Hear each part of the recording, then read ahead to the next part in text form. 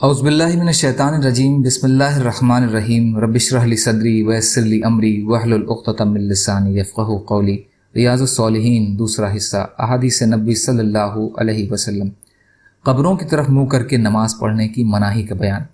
ابو مرثد کناز بن حسین رضی اللہ تعالیٰ عنہ سے روایت ہے کہ میں نے رسول اللہ صلی اللہ علیہ وسلم کو فرماتے ہوئے سنا، قبروں کی طرف رخ کر کے نماز مت پڑھو اور نہ ان کے اوپر بیٹھو۔ مسلم شریف۔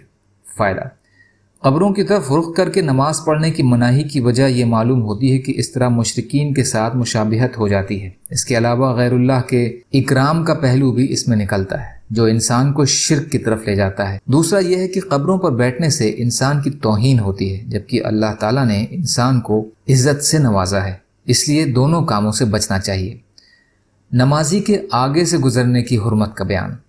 حضرت ابو الجحیم عبداللہ بن حارث بن سمہ انصاری رضی اللہ تعالیٰ عنہ سے روایت کہ رسول اللہ صلی اللہ علیہ وسلم نے فرمایا، اگر نمازی کے آگے سے گزرنے والے شخص کو یہ معلوم ہو جائے کہ اس کا کتنا بڑا گناہ ہے تو وہ 40 تک کھڑے رہنے کو گزرنے سے بہتر سمجھے گا۔ حدیث کے راوی بیان کرتے ہیں کہ مجھے یاد نہیں کہ آپ صلی اللہ علیہ وسلم نے 40 دن یا 40 مہینے یا 40 سال فرمایا تھا۔ بخاری اور مسلم۔ فائدہ: اس سے یہ معلوم ہوا کہ نمازی کے آگے سے گزرنا بڑا سخت گناہ ہے۔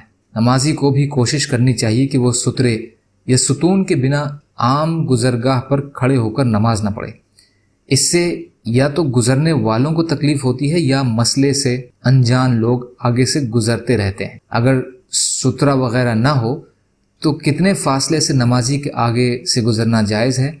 اس کا اندازہ 3 میٹر یا 3 کا آدھا کیا گیا ہے، اور ساودھانی کے طور پر 4-5 صف کا اندازہ کر لیا جائے تو بہتر ہے۔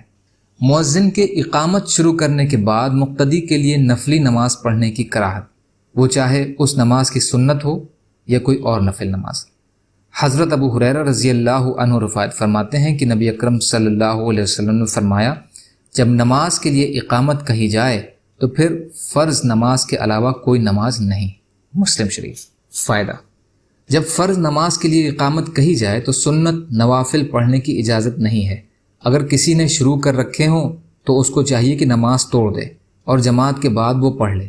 جماعت کھڑی ہو جانے کے بعد سنتیں پڑھتے رہنا اس حدیث کے خلاف ہے۔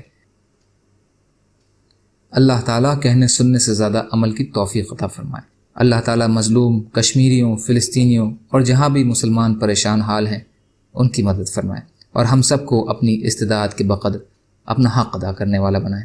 یا اللہ سچی توبہ کی توفیق عطا فرما دیجیے۔